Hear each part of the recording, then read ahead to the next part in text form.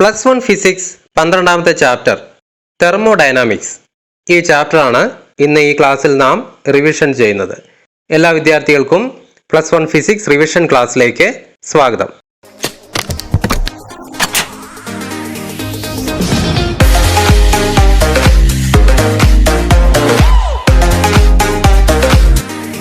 Plus 1 ഫിസിക്സിലെ 12ാമത്തെ ചാപ്റ്ററായ തെർമോഡൈനാമിക്സ്. ഈ ചാപ്റ്ററിലെ ഏതാനും ക്വസ്റ്റ്യൻസ് നമുക്ക് റിവിഷൻ എന്ന രീതിയിൽ നോക്കാവുന്നതാണ്. ആദ്യത്തെ question, what do you mean by thermal equilibrium? A system is said to be in thermal equilibrium with itself if the temperature of the system remains constant.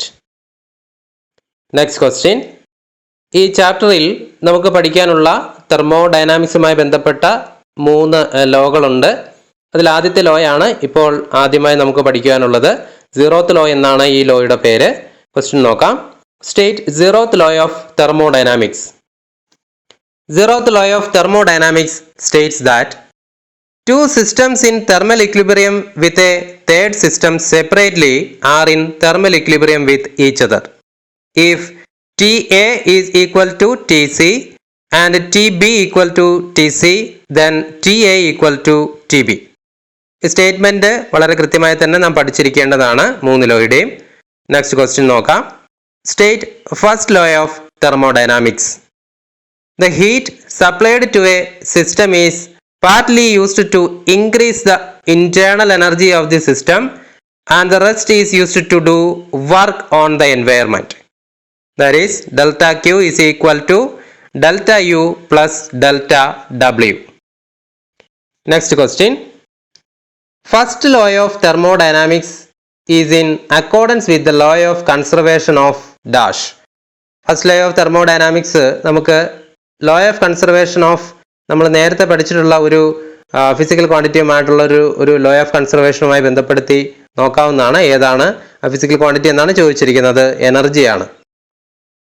Next question, derive the relation connecting C P and C V or derive Mayer's relation. കഴിഞ്ഞ ചാപ്റ്ററിൽ നമ്മൾ specific heat capacity at constant pressure and volume ഇത് രണ്ടും പറഞ്ഞപ്പോൾ പറഞ്ഞിരുന്നു C P minus C V എന്ന് പറയുന്ന റിലേഷനാണ്, Mayers relation ആണ് എന്നാണ് ഇതിൻ്റെ പേര് എന്ന് പറഞ്ഞിരുന്നു. അപ്പോൾ ആ വീഡിയോ കാണാത്തവർ ആ ക്ലാസ് ഒന്ന് കാണുക. ഓക്കെ, നമുക്ക് ഇപ്പോഴത്തെ ക്വസ്റ്റ്യൻസിൻ്റെ ആൻസർ നമുക്ക് നോക്കാം. നമുക്ക് C P minus C V equal to R എന്ന റിലേഷനാണ് നമുക്ക് ഡിറൈവ് ചെയ്യേണ്ടത്. അപ്പോൾ നമുക്ക് നോക്കാം. Molar specific heat capacity at constant volume, അതാണ് സി വി എന്ന് എഴുതുന്നത്. അപ്പോൾ C V equal to delta Q divide by delta T at constant volume V എന്ന രീതിയിൽ നമുക്ക് എഴുതാവുന്നതാണ്.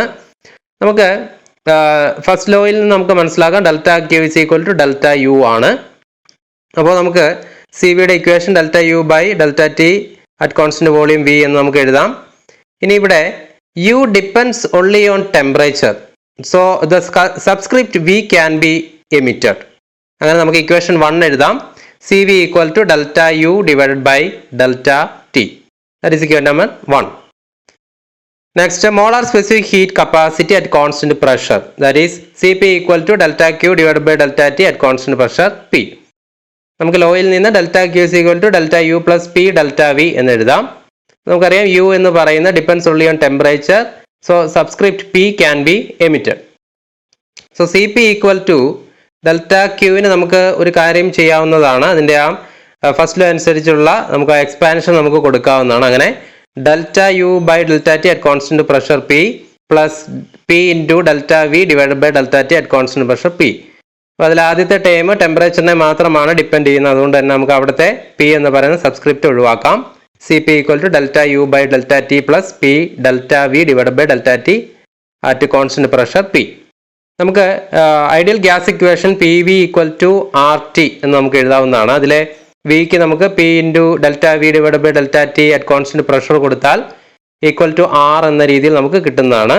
അപ്പോൾ നമുക്ക് ഇക്വേഷൻ നമ്പർ 2 ആ രണ്ടാമത്തെ ടേമിന് പകരം ആർ എന്ന് ചേർക്കാവുന്നതാണ്. അപ്പോൾ അത് സെയിം ടേം തന്നെയാണ്.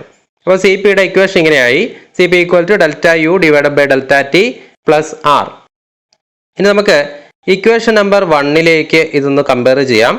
അപ്പോൾ C P minus C V ചെയ്യുമ്പോൾ നമുക്ക് ഈക്വൽ ടു ആർ എന്ന് ലഭിക്കുന്നതാണ്. Delta U by delta T എന്ന ടേം അത് മൈനസ് ചെയ്ത് ക്യാൻസൽ ആയി പോകുന്നതാണ്. അപ്പോൾ molar specific heat capacity at constant pressure minus molar specific heat capacity at constant volume equal to R എന്ന് നമുക്ക് ലഭിക്കുന്നതാണ്. ഇതിനെയാണ് നമ്മൾ മേയേഴ്സ് റിലേഷൻ എന്ന് വിളിക്കുന്നത്. തീർച്ചയായിട്ടും നമ്മൾ ഇതിന്റെ ഡെറിവേഷൻ പഠിച്ചിരിക്കേണ്ടതാണ്. Next question, Cp is always greater than Cv. Why? When gas is heated at a constant volume, the entire heat is used to increase the internal energy of the gas. But when gas is heated at a constant pressure, the heat is used to increase the internal energy and also to do external work during expansion.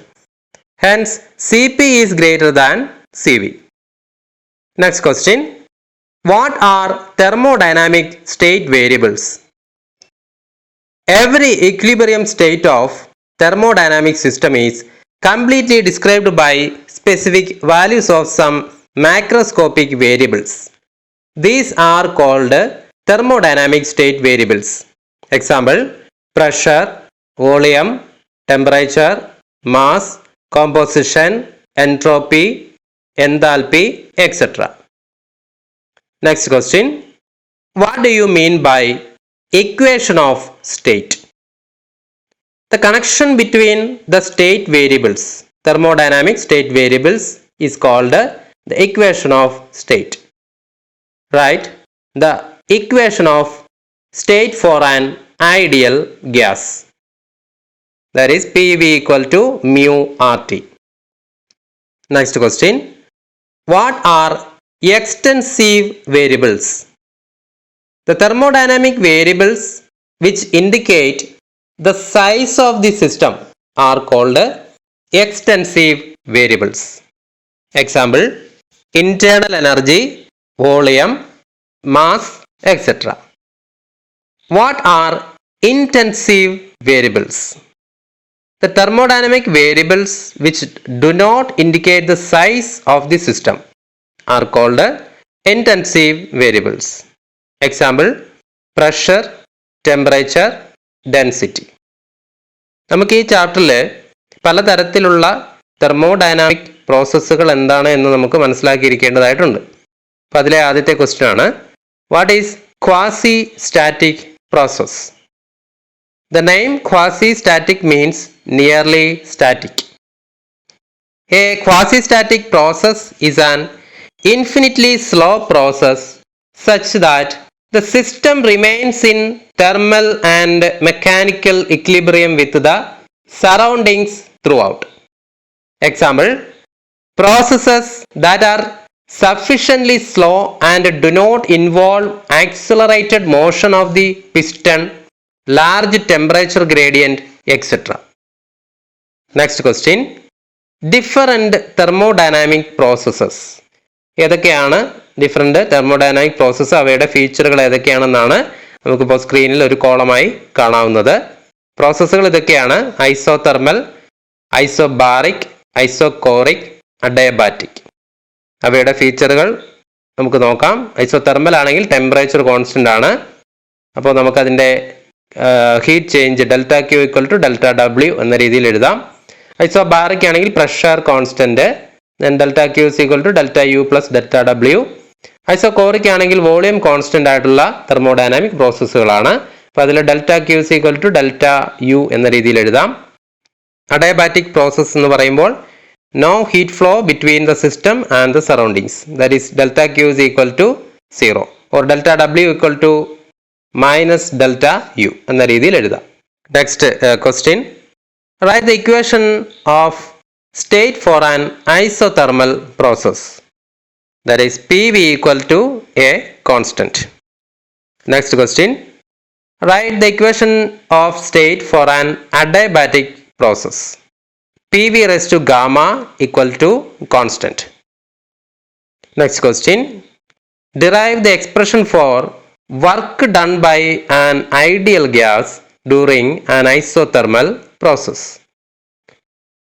Work in the equation W equal to integral V1 to V2 P dV. നമുക്കിത് ആ സ്റ്റേറ്റിൻ്റെ ഇക്വേഷനിൽ നിന്നാണ് നമുക്ക് എഴുതുന്നത്. Isothermal പ്രോസസ്സിൻ്റെ സ്റ്റേറ്റിൻ്റെ ഇക്വേഷനിൽ നിന്നാണ് വർക്കിൻ്റെ equation നമ്മൾ എഴുതുന്നത്. ഇവിടെ P V equal to mu R T or P equal to mu R T divide by V. നമുക്ക് ആ ഇക്വേഷനിൽ അപ്ലൈ ചെയ്യാം. W equal to integral V1 to V2 mu R T divide by V D V.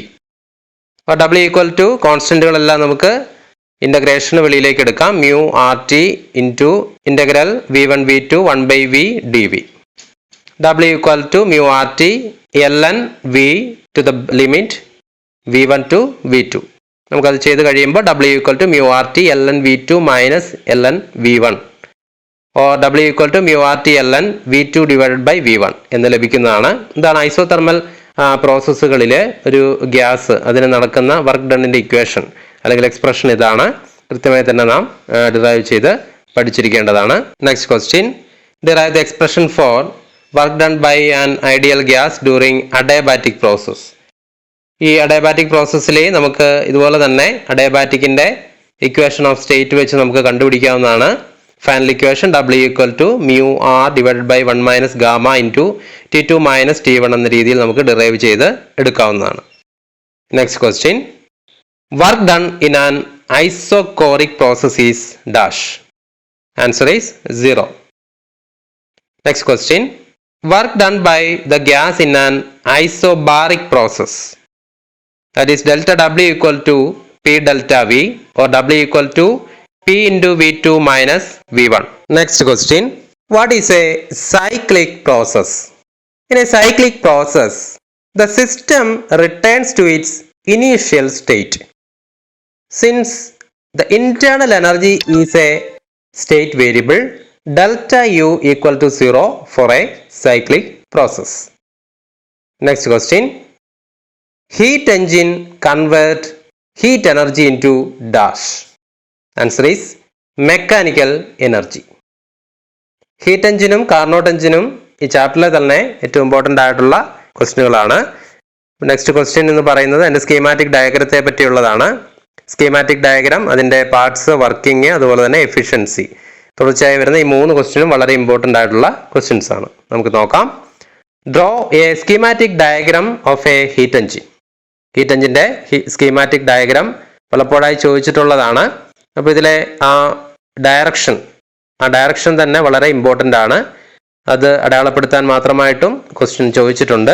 Next question, what are the main parts of A heat engine? First one, working substance of the system. Second one, an external reservoir at some high temperature T1 called source. Third one, an external reservoir at some lower temperature T2 called sink. Next question, obtain the equation for efficiency of a heat engine. The efficiency eta of a heat engine is defined by eta equal to W divided by Q1. W equal to Q1 minus Q2, then eta equal to Q1 minus Q2 divided by Q1. In terms of temperature of the source and sink, the efficiency can be written as eta equal to T1 minus T2 divided by T1. ഇപ്പോൾ ഇവിടെ ഹീറ്റിൻ്റെ രൂപത്തിലും അതുപോലെ തന്നെ ടെമ്പറേച്ചറിൻ്റെ രൂപത്തിലുമുള്ള ടേംസിലുമുള്ള heat എഞ്ചിൻ്റെ efficiency equations നമുക്കറിയാം. ഇക്വേഷൻ കൃത്യമായി തന്നെ പഠിച്ചിരിക്കേണ്ടതാണ്. What is an external combustion engine? Give example. In an external combustion engine, the system is heated by an external furnace. Example, steam engine. Next question, what is an internal combustion engine? Give example.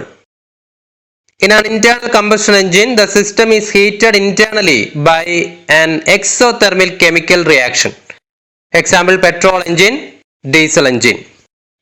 Next question, draw a schematic diagram of a refrigerator. റെഫ്രിജറേറ്ററിൻ്റെയും അതുപോലെ തന്നെ heat എഞ്ചിൻ്റെയും schematic diagram എപ്പോഴും important ആണ്, എപ്പോഴും ചോദിക്കാറുള്ള ഒരു question ആണ്. അപ്പോൾ അത് കൃത്യമായി തന്നെ നമ്മൾ അറിഞ്ഞിരിക്കണം. Next question, write the expression for coefficient of performance of a refrigerator. Alpha equal to Q2 divided by W. Alpha equal to Q2 divided by Q1 minus Q2 or alpha equal to T2 divided by T1 minus T2. ടെമ്പറേച്ചറിൻ്റെ ടൈമിലും ഹീറ്റിൻ്റെ ടൈമിലുമുള്ള ആ എഫിഷ്യൻസിയുടെ equation നമ്മൾ തീർച്ചയായിട്ടും പഠിച്ചിരിക്കേണ്ടതാണ്. Next question, write the expression for coefficient of performance for a heat pump. ഇത് നമുക്ക് റെഫ്രിജറേറ്ററിൻ്റെ അതേ ഇക്വേഷൻ പോലെ തന്നെയാണ് നമുക്ക് എഴുതാൻ സാധിക്കുന്നത്. ചെറിയൊരു വ്യത്യാസം മാത്രമാണുള്ളത്. Alpha equal to Q1 divided by W എന്ന് ആണ് ഇതിൻ്റെ ഇക്വേഷൻ. റെഫ്രിജറേറ്ററിൻ്റെ ആണെങ്കിൽ Q2 ബൈ W എന്നാണ്. അപ്പോൾ ഒരു ചെറിയ വ്യത്യാസം മാത്രമാണുള്ളത്. കൃത്യമായി തന്നെ നമ്മൾ വേർതിരിച്ചറിഞ്ഞിരിക്കേണ്ടതാണ്. Alpha equal to Q1 minus Q2 or alpha equal to T1 divided by T1 minus T2. ഇവിടെ ഹീറ്റിൻ്റെയും അതുപോലെ തന്നെ നമുക്ക് ഹീറ്റ് എൻജിൻ, അതുപോലെ റെഫ്രിജറേറ്റർ, ഹീറ്റ് പമ്പ്, ഈ മൂന്നിൻ്റെയും നമുക്ക് എഫിഷ്യൻസി കണക്കാക്കേണ്ടതായിട്ടുണ്ട്. അപ്പോൾ ഇതിൽ നമ്മൾ കൃത്യമായി തന്നെ അറിഞ്ഞിരിക്കണം. ഇക്വേഷൻസ് ടെമ്പറേച്ചറിൻ്റെ ടൈംസിലുള്ളതും ഹീറ്റിൻ്റെ ടൈംസിലുള്ളതും കൃത്യമായി തന്നെ മാറിപ്പോകാതെ പഠിക്കേണ്ടതാണ്. Next question, state Kelvin-Planck statement of second law of thermodynamics. Second law of thermodynamics രണ്ട് സ്റ്റേറ്റ്മെന്റുകളാണ്, Kelvin-Planck സ്റ്റേറ്റ്മെന്റും അതുപോലെ തന്നെ ക്ലോഷ്യസ് സ്റ്റേറ്റ്മെന്റും. നമുക്ക് രണ്ട് സ്റ്റേറ്റ്മെന്റും നോക്കാം. ആദ്യം Kelvin-Planck. No process is possible whose sole result is the absorption of heat from a reservoir and the complete conversion of the heat into work. ഇതാണ് Kelvin-Planck statement. Next question, state Clausius statement of second law of thermodynamics. No process is possible whose sole result is the transfer of heat from a colder object to a hotter object. No process is possible whose sole result is the transfer of heat from a colder object to a hotter object. Next question, what is a reversible process? A thermodynamic process is reversible if the process can be burned back such that both the system and surroundings return to their original state with no other change anywhere else in the universe. Example, a quasi-static isothermal expansion of an ideal gas in a cylinder fitted with a frictionless movable piston is a reversible process. Next question, what is an irreversible process? A thermodynamic process is irreversible if the process cannot be turned back such that both the system and the surroundings return to their original state with no other change anywhere else in the universe. The spontaneous process of nature are irreversible. Example, the free expansion of gas, the combustion reaction of a mixture of petrol and air ignited by the spark, cooking gas leaking from a gas cylinder in the kitchen diffuses to the entire room. The diffusion process will not spontaneously reverse and bring the gas back to the cylinder. Next question, what is the working substance of Carnot engine? Ideal gas. Carnot engine വളരെ important ആണ്. അതുപോലെ തന്നെ അതിൻ്റെ PV diagram, എഫിഷ്യൻസിയുടെ equation, work ഡണ്ണിൻ്റെ equation എന്ന കാര്യങ്ങളാണ് അടുത്ത ചോദ്യങ്ങളായി വരുന്നത്. നമുക്ക് നോക്കാം. Draw PV diagram for a Carnot engine or Carnot cycle. Also write different thermodynamic process involved in a Carnot cycle. PV diagram, Carnot cycle PV diagram നമ്മൾ എഴുതുമ്പോൾ അതിനകത്ത് ഡിഫറെൻറ്റ് തെർമോഡൈനാമിക് പ്രോസസ്സുകൾ ഉൾപ്പെടുന്നുണ്ട്. അതായത് isothermal expansion, adiabatic expansion, isothermal compression, adiabatic compression. ഇത് ഏതൊക്കെ രീതിയിലാണെന്നുള്ള കാര്യം കൃത്യമായി തന്നെ നമുക്ക് ഗ്രാഫിൽ അടയാളപ്പെടുത്താൻ സാധിക്കുന്നതാണ്. പ്രഷറിൻ്റെയും വോളിയത്തിൻ്റെയും ടെമ്പറേച്ചറിൻ്റെയും സിമ്പലുകളൊക്കെ കൃത്യമായി തന്നെ അടയാളപ്പെടുത്തേണ്ടതാണ്. Next question, write the expression for efficiency of Carnot engine. Eta equal to Q1 minus Q2 divide by Q1 or eta equal to 1 minus Q2 by Q1. ടെമ്പറേച്ചറിൻ്റെ ടൈംസിലാണെങ്കിൽ eta equal to T1 minus T2 divide by T1 or eta equal to 1 minus T2 by T1. Next question, PV ഡയഗ്രവുമായി ബന്ധപ്പെട്ടത് തന്നെയാണ്. Obtain the expression for work done in a Carnot cycle. ഈ work ഡണ്ണിൻ്റെ equation കൂടി കൃത്യമായി തന്നെ PV ഡയഗ്രത്തിനോടൊപ്പം പഠിച്ചിരിക്കേണ്ടതാണ്. ആദ്യത്തെ സ്റ്റെപ്പിൽ 1 to 2 thermal expansion of gas ആണ്. അവിടെ P1 V1 T1 ആണ് pressure, volume, temperature. To P2 V2 T1 അതിലേക്കാണ് ചേഞ്ച് ചെയ്യുന്നത്. അപ്പോൾ വർക്കിൻ്റെ equation W1 to 2 equal to Q1 equal to mu R T1 ln V2 by V1, equation number 1. Step 2 to 3ലേക്ക് adiabatic expansion ആണ്. അവിടത്തേക്ക് ഈ വർക്കിൻ്റെ equation W equal to mu R divide by gamma minus 1 into T1 minus T2. Step 3 to 4 isothermal compression ആണ്. Work 3 to 4 Q2 equal to minus mu R T two ln V3 divided by V4 എന്ന് ലഭിക്കുന്നതാണ്. Step 4 to 1 adiabatic compression ആണ്. W4 to 1 equal to minus mu R divided by gamma minus 1 into T1 minus T2 എന്ന രീതിയിൽ നമുക്ക് എഴുതാവുന്നതാണ്.